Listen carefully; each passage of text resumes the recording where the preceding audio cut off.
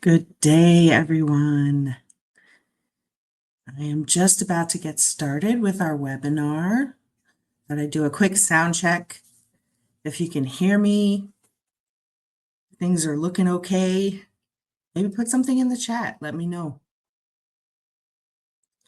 I'll do a formal introduction in just a minute. I'm just waiting for more folks to join us. Our conversation today about AI.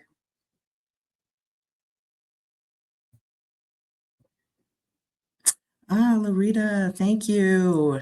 Appreciate it. All right.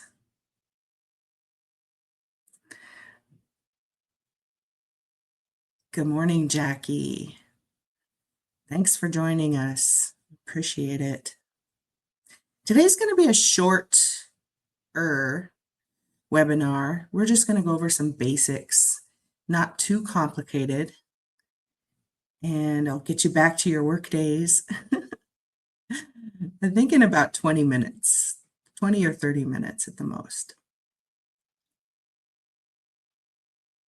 We'll start right on the dot.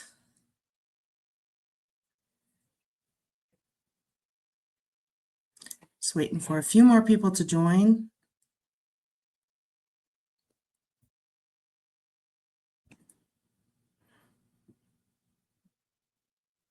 All right.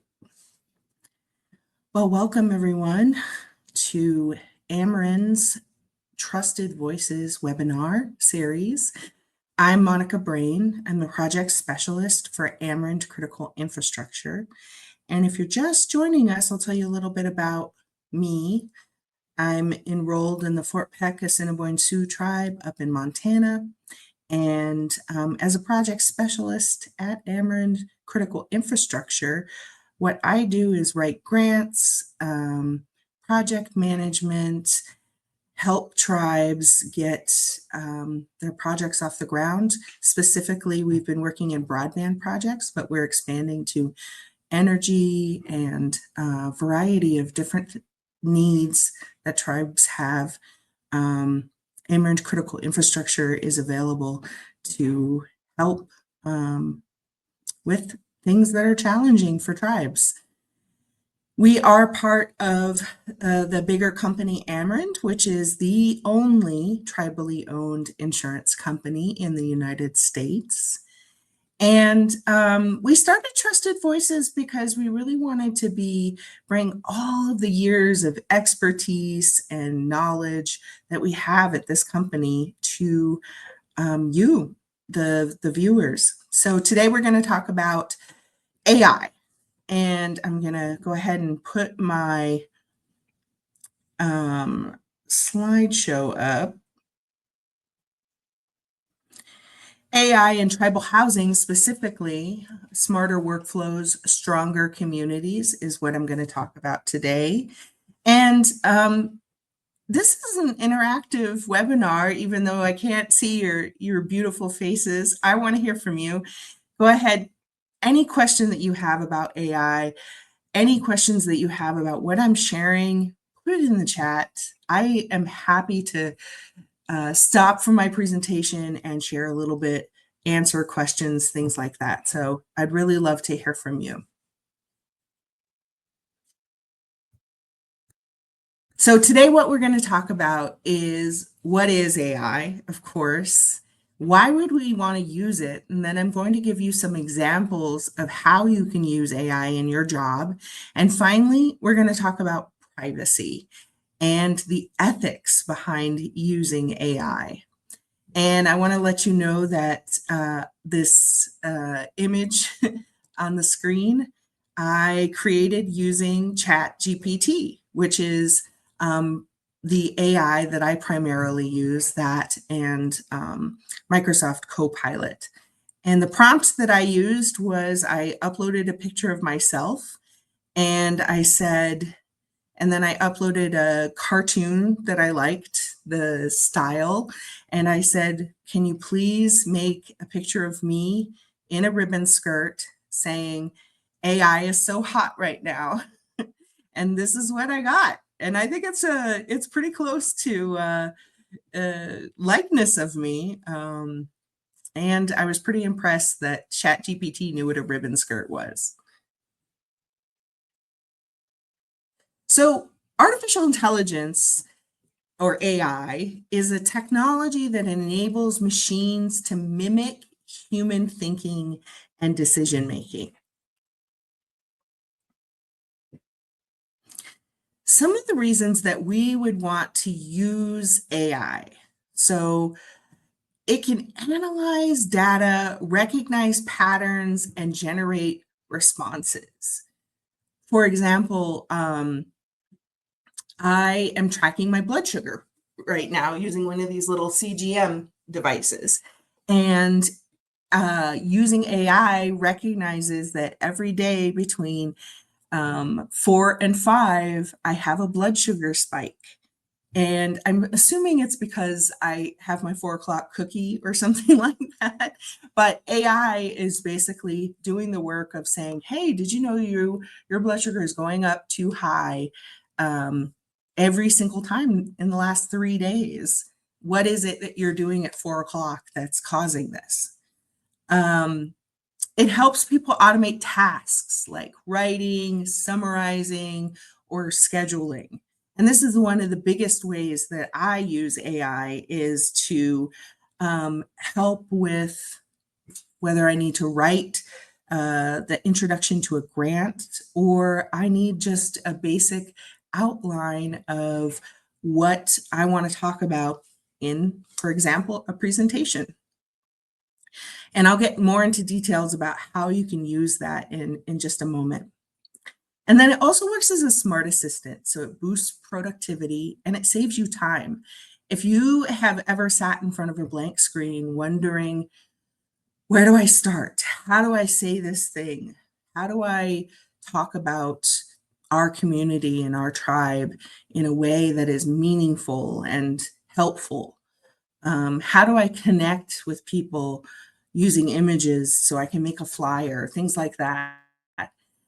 AI is a really great way to start that without feeling overwhelmed. So you can type in any kind of question, any kind of prompt, saying something like, I need to make a flyer for a yard sale that we have coming up, but I'm not sure what theme we should use. And AI will ask you a couple of questions about the yard sale. They'll ask you, what kind of style you're going for, things like that.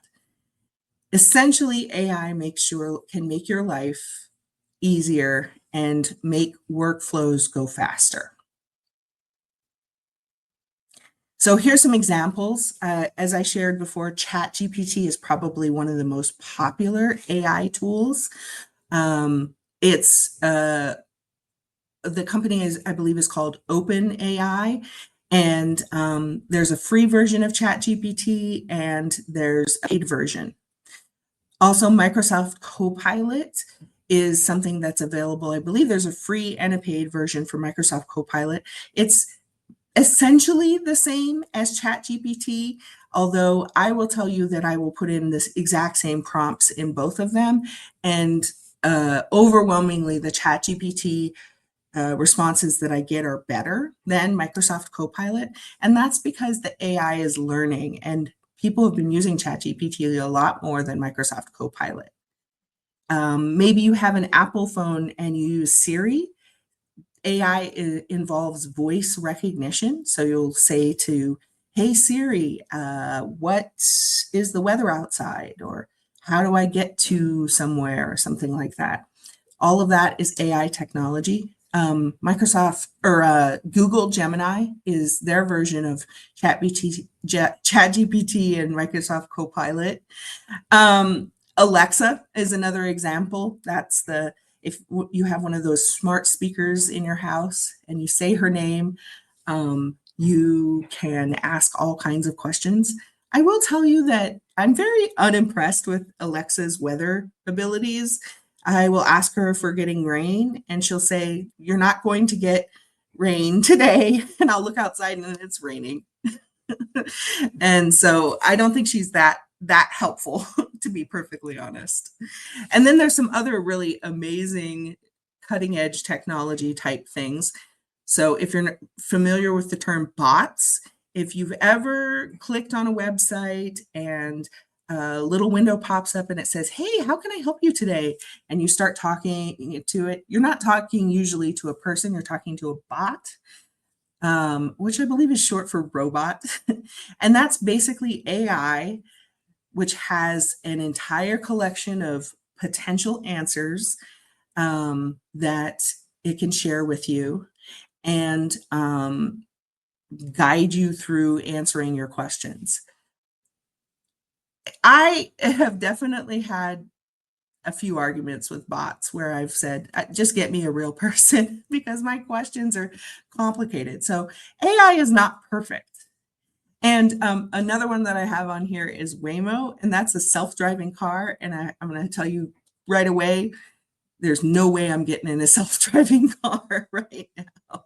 But that definitely uses AI technology. So, and also facial recognition. So being able to take a picture of your face and your face is not like anyone else's, and recognizing that sometimes governments use this for nefarious uses. And then also, we use it to unlock our phones and things like that.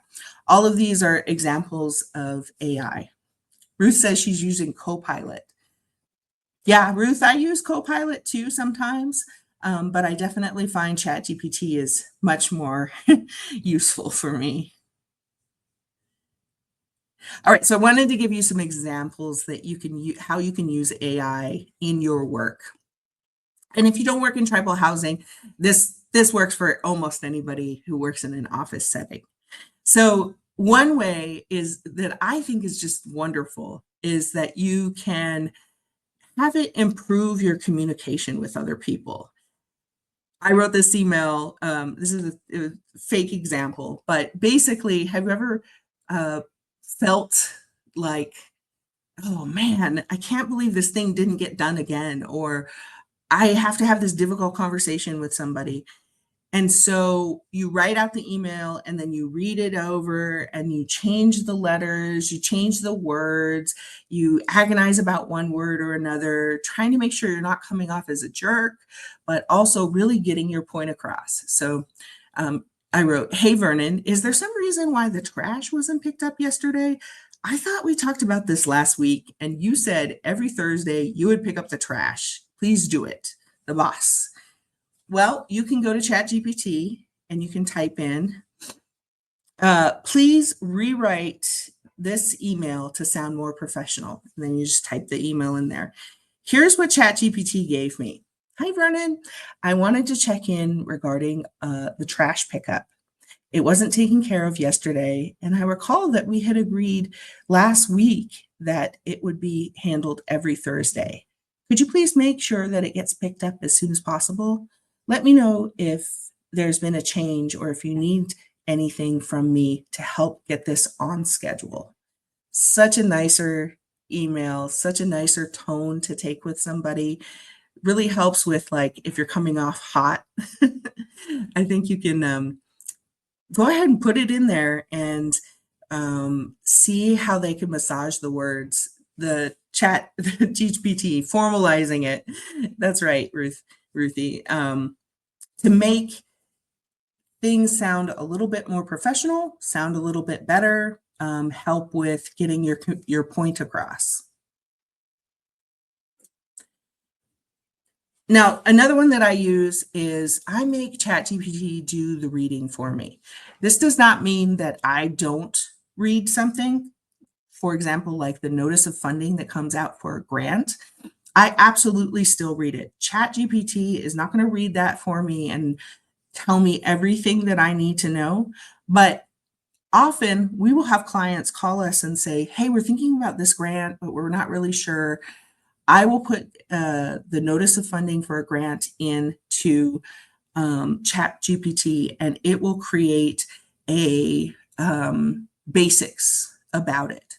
Or, for example, if you need a quick answer for something, which is this example that I have here, the other day I wanted to know for the 2 CFR Part 200 uniform guidance, What's the lowest amount that you could pay or that you could buy something with without having to go out for procurement, meaning getting a couple of bids and things like that? Well, I put the whole 2 CFR Part 200 Uniform Guidance link in ChatGPT, and I asked, what's the maximum amount of a contract without going to procurement? And it provided me, I know you probably can't see it, but it provided me a nice little under $10,000, no procurement, 10,000 to 250,000, you have to get 3 quotes, and over 250,000, you need to go out for formal procurement, sealed bids, things like that. So it's a good way to get quick information that you need right away to be able to tell someone, hey, you guys don't actually qualify for this, or you're going to have to go out to bid for this if you've forgotten this information, basically. So as I talked about, you can use it to find an answer for your grants. And some of the good prompts, and that's what the term that they use for asking AI to provide something for you, that I found are, what are the requirements to receive this grant? How much money is available in the grant? What is the award ceiling and or floor? So I found this grant, Native American Affairs, Emergency Drought Relief for Tribes, Inflation for the Inflation Reduction Act of 2022. And I put the entire notice of funding in there. It told me the basics of it. And then it offered to make a checklist. And you can see from the example here that it created a checklist that you could literally check off. Are we a federally recognized tribe? Yes. Are we located in these states? Yes. Is the project near-term drought relief? And then, you just go along there. Now, let's say you don't know what near-term drought relief means. You go back to AI, you ask for a definition of it based on the notice of funding, and it reads through it and finds it for you. So it's really, again, a different way to get information quickly and go about your day, making things a little bit faster, a little bit more streamlined. Other examples of how you can use AI, you can use it for brainstorming ideas, putting in basic information about an idea that you have, and asking it to provide, a list of additional key points and things like that. I use AI for meeting notes. So if you're using Teams has the ability to record and transcribe your meeting. Transcription isn't perfect, but if you spaced out in a meeting or a lot was going on and you were having a hard time keeping up with the notes, the transcription and video of a meeting is incredibly helpful. Later, you can just run it through AI, run it through any of the AI tools that you use, the transcripts, and it will summarize it for you. And some of these tools are already doing that right from the beginning, meaning you get an email after a meeting you've gone to, and it says, here's the summary of it. Here's action steps. Here's what you agreed to do. Here's what this person agreed to do. And for the most part, I would say that these, for a robot, they listen pretty good. You can rewrite policy. If you've got a policy and you're not sure if it fits with the code, that your tribal code, you can put both of those things into AI and ask them to make sure that the policy is following the code and see what kind of answer it gives you. You can use it for drafting memos. You can even use it for making presentations. You can ask for the outline of a presentation. I'm giving a talk on how to do our IHBG renewal. Can you give me some kind of presentation, suggested outline of presentation? And The AI will even put it in PowerPoint slides for you. One that I like to use is, I don't always know all the Excel formulas right off the top of my head, and so I'll go to ChatGPT or Copilot and say, "I need an Excel formula for this thing that I'm trying to accomplish." I think you'll also notice that if you have the most update version of Excel, it's starting to offer up potential formulas as well in right inside the spreadsheet. And that's all a product of AI. The other thing you can do is make flyers with it if you're just, you need to get something out to the community. Um, It'll put together a pretty cohesive flyer that has all the information, has nice images, nice graphics, things like that.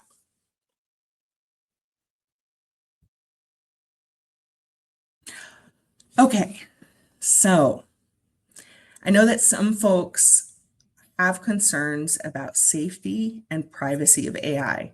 And this is really a national conversation that we're having about AI because the reality is that these tools are not free. They are collecting most or all of your information while you're using them, even if you're using the free version of it. And I know this because I looked and read the privacy policy for ChatGPT, and it collects your account information when you sign in, your name, email, credentials, payment info, things like that. It collects all of your user content. Everything that you type, upload, messages, files, feedback is collected. And by feedback, they mean when you write something like, "That's great, thank you," or "No, that's not what I wanted." They're collecting all of that because what they're trying to do is create a model that learns from the mistakes and improves for next time.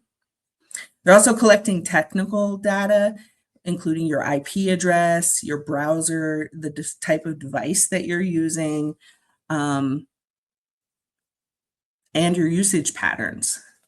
Now, if that is something that makes you really uncomfortable, the only way to really avoid that is to not use AI in general. But there are definitely settings that you can go into to limit the amount of information that they collect from you. And I will tell you that for ChatGPT, they have a very strict policy that they will not sell your data to third parties, which means that, if you type in a question about where I can find an alligator purse, you're not going to suddenly see a bunch of ads for alligator purses all over, or someone's going to call you up and say, "I heard you were looking for an alligator purse." They're not going to do that. Now, the internet collects information using something called cookies, which may end up with creating the circumstance where you see all of those things on the side that are trying to sell you things. But these are all basics of privacy hygiene. And I highly recommend, and I'll send some links after this webinar, that you look into that. If this stuff really concerns you, definitely look into it. The other thing that ChatGPT recommends is that when you're putting information in, you don't put sensitive data in, financial, medical, personal identifiers into the free or plus ChatGPT. Their own company says don't do that. And most of our companies have the same policy, which is take the personal information out. If you're going to upload 2 forms and you want you want AI to look at it and compare it. You can turn off usage for training if you share work-related or confidential text. Doing so prevents your data from training future models.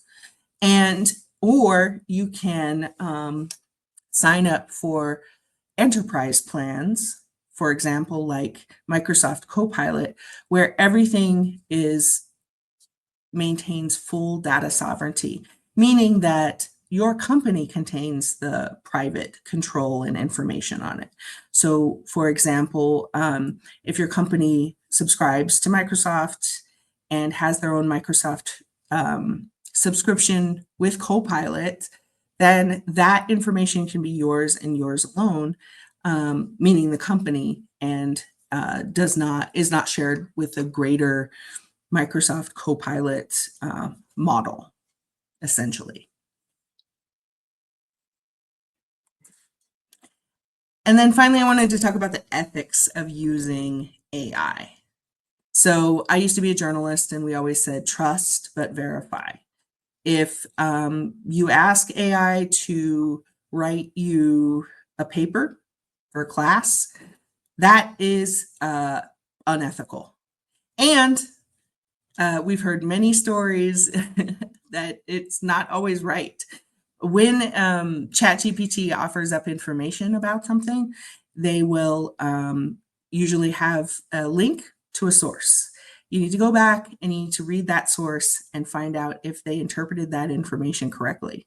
And you might end up finding more information, something better, to rewrite it for yourself. So I think of it as using AI as a tool and not another person to do your job. For example, don't tell it to, like I said, write your papers for you, or anything that you need to hand in that you're verifying as your own writing. I don't have AI write my entire grant.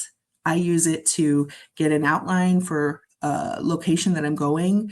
I get it to provide information to maybe a question that I don't really understand in the grant application, things like that.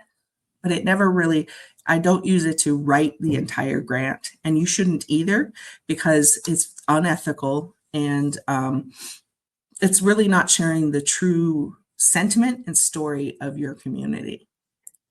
And then the other thing is that AI is based on algorithms, and algorithms are created by human beings, and human beings can be biased. So don't think that using AI isn't going to provide some bias. And I see that over and over again when I ask for pictures of Native Americans using computers, and it'll be someone with a headdress sitting at a computer, and it's like that's we don't, I don't know how to explain to the robot that we're not sitting in headdresses at a laptop, and that's not a good representation of Native people. I also found some very strange things that happen with AI with hands, where they have a hard time. It has a hard time making hands look normal, and so people have 6, 7 fingers. If you or maybe things are floating in the air. We get into this when you use AI to make videos or actual photographs. And another thing that folks will have some pretty serious problems with the ethics of AI is that AI is collecting everything from the internet and putting it into its learning model. And so it might be using copywritten or